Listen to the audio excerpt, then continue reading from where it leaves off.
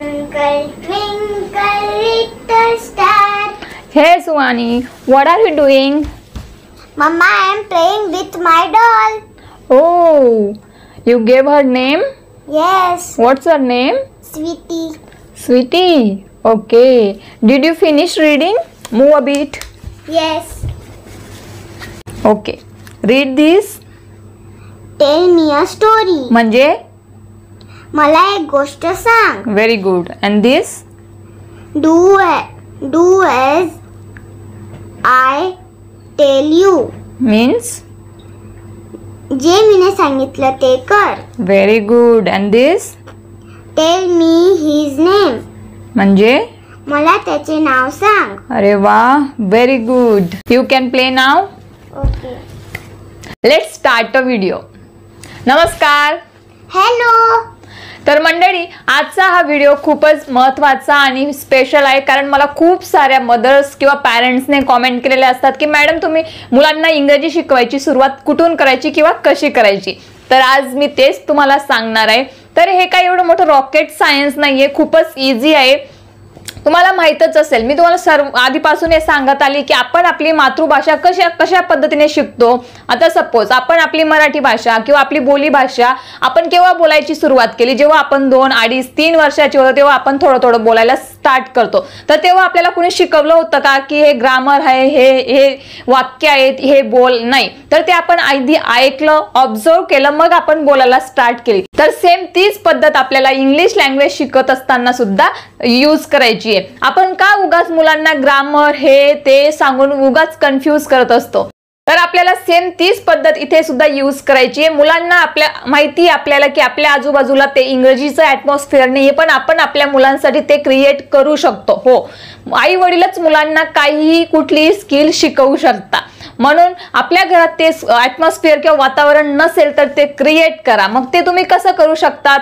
आता सपोज खूप जणांच्या कॉमेंट असतात की मॅडम 2 वर्षाचं बाळ आहे, 3 वर्षाचं बाळ आहे, तर त्याला इंग्रजी कसं शिकवायचं. तर त्याच्याशी छोटे छोटे सेंटेन्स यूज करून तुम्ही त्याच्याशी बोलू शकता. जसे की इकडे बाळा असं बोलण्यापेक्षा तुम्ही बोलू शकतात come here baby, come here, come to me, माझ्याकडे ये, अशा पद्धतीने. तर हेच सेंटेन्स आपल्याला कधी कधी सुचत नाही ते कसं बोलायचं. तर तेच सेंटेन्सेस, खूप सारे सेंटेन्सेस मी आज घेऊन आले, जेणेकरून तुम्ही तुमच्या मुलांना इंग्रजी बोलायची सुरुवात, इंग्रजी शिकवायची सुरुवात किंवा त्यांच्यासोबत इंग्रजी बोलण्याची प्रॅक्टिस करू शकता या सेंटेन्सची यूज करून.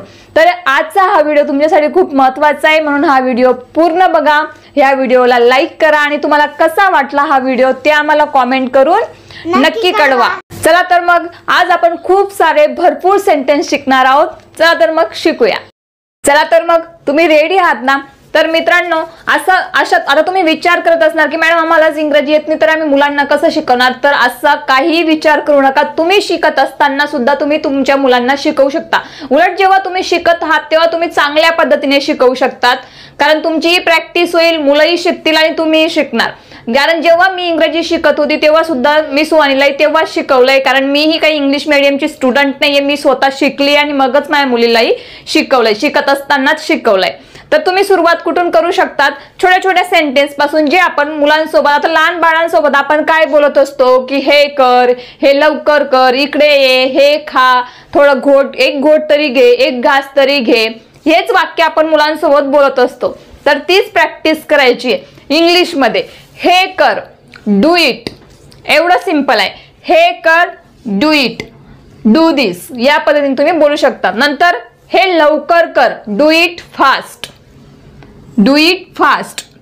मुलांना आपल्याला सांगायचं असेल की लवकर का, इट फास्ट, या पद्धतीने तुम्ही बोलू शकता. पुन्हा कर, डू इट अगेन, अरे बाळा जमत नाहीये ना, डू इट अगेन, या पद्धतीने तुम्ही त्यांना बोलू शकतात.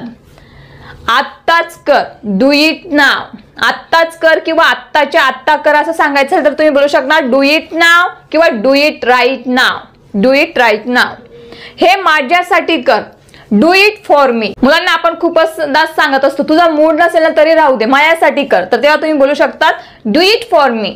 नेक्स्ट, हे स्वतः कर, डू इट युअर सेल्फ. जर मुलांना तुम्हाला एखादी गोष्ट शिकवायची असेल तर तुम्ही बोलू शकणार डू इट युअर सेल्फ. तू स्वतः कर किंवा तू स्वतः शिक. Do it your self, learn it by your self. किंवा एखादी गोष्ट आपण मुलांना सांगत असतो, राहू दे आता, उद्या कर, तर तेव्हा तुम्ही बोलू शकणार do it tomorrow, do it tomorrow. तर अशा पद्धतीने तुम्ही डूचा यूज करून हे कर, लवकर कर, उद्या कर, अशा पद्धतीने जेव्हा तुम्ही कर कर बोलायचं तेव्हा तुम्ही बोलणार डू आणि पुढे next sentence, do it again, do it fast, do it, या पद्धतीने. तर आय होप तुम्ही आजचा व्हिडिओ एन्जॉय करत असणार आणि व्हिडिओला तुम्ही आधीच लाईक करून दिला असेल. जर नसेल लाईक केलं तर आत्ताच लाईक करा. आणि हा व्हिडिओ तुम्हाला कसा वाटतो याचा अजून तुम्हाला अशाच पद्धतीने तुम्हाला व्हिडिओ आवडेल का ते मला कॉमेंट थ्रू नक्की कळवा. आणि ही सेंटेन्सेस लगेच मुलांसोबत प्रॅक्टिस करा.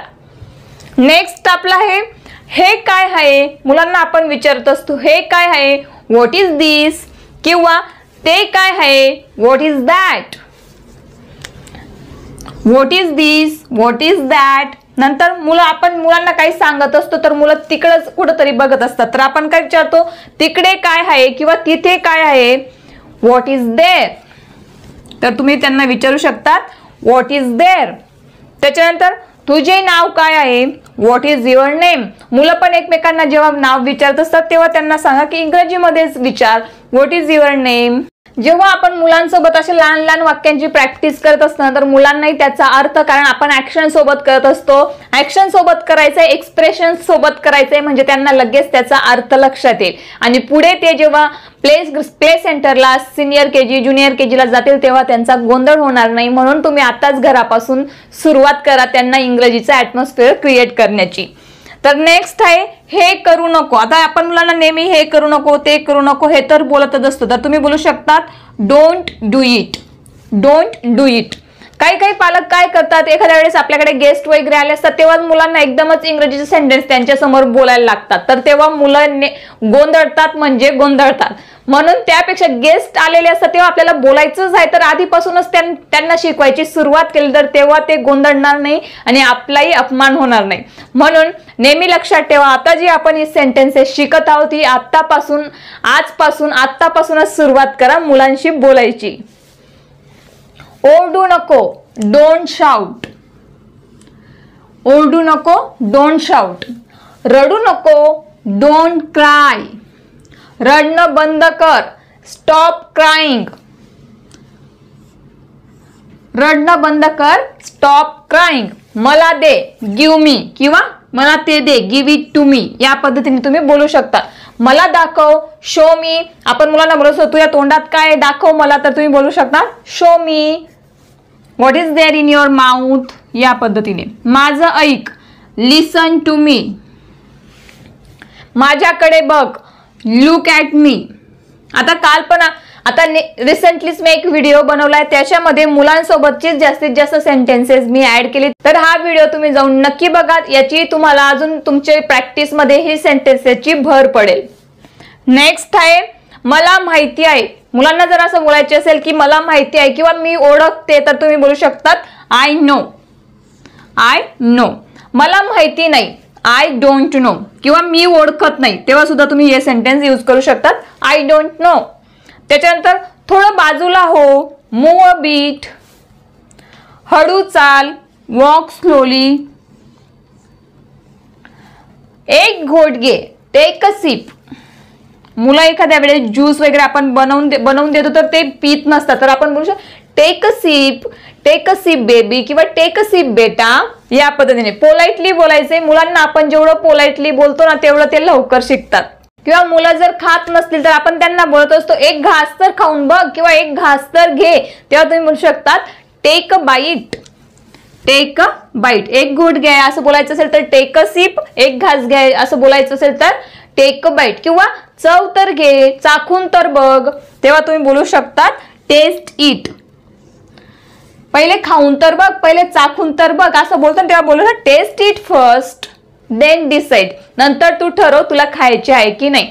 तर अशा पद्धतीने हे सेंटेन्स आपण मुलांसोबत रोजच बोलत असतो आणि खूपच छोटी छोटी सेंटेन्सेस आहेत, फक्त 2च शब्दांचं वाक्य आहे.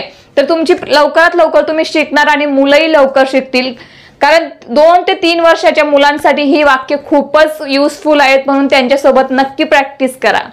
सो आय होप, मी अशी आशा व्यक्त करते की तुम्हाला आजचा व्हिडिओ आवडला असेल, तुम्ही माझ्या म्हणण्याशी सहमत असाल. जर तुम्हाला हा व्हिडिओ आवडला, ही सेंटेन्सेस तुम्हाला युजफुल वाटली तर या व्हिडिओला एक लाईक नक्की करा. त्याचप्रमाणे एक कॉमेंट सुद्धा करा की मॅडम हो आम्हाला हा व्हिडिओ आवडला आणि आम्ही तो यूज करणार आहोत. आणि याचा दुसरा पार्ट जर तुम्हाला हवा असेल तर तसंही मला कॉमेंट थ्रू नक्की कळवा. कारण ही सेंटेन्सेस तुम्ही आजपासून 5-5 सेंटेन्सेस घ्या मुलांसोबत बोलण्यासाठी. त्याच्यानंतर पुढील 5 आणि मला कॉमेंट थ्रू नक्की कळवा की अजून तुम्हाला या व्हिडिओचा दुसरा पार्ट हवा आहे का. तर मी नक्कीच लवकरच तुमच्यासाठी दुसरा पार्ट घेऊन येईल या व्हिडिओचा. आणि आधी मी खूप सारे असे व्हिडिओ बनवलेले आहेत. जर तुम्ही मला पहिल्यांदा बघत असणार तर आपल्या चॅनलला सबस्क्राईब करा आणि ते व्हिडिओ जाऊन नक्की बघा. आणि आत्ताच आपल्या मुलांसोबत करा इंग्रजी बोलायची प्रॅक्टिस. Thank you so much.